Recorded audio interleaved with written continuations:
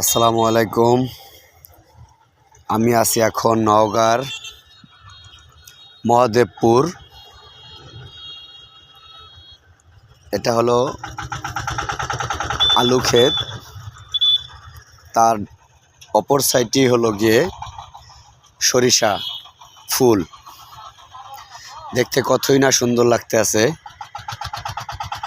মাঠে কৃষক তার কষ্টে অর্জিত ফসল ফলাচ্ছে এবং অপরূপ সৌন্দর্যর উপভোগ করতেছি আমরা। আপনারাও দেখেন।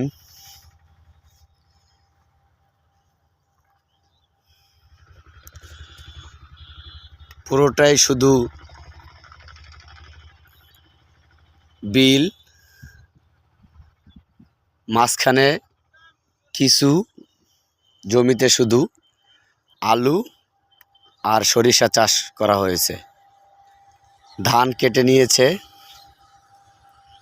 এখানে আর কোনো ফসল আপাতত হয় নাই।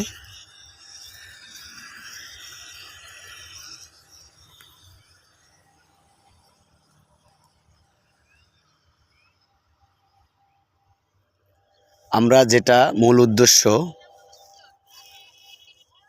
আমি আসছিলাম বসের সাথে তার রাইস মিলের কাজের জন্য।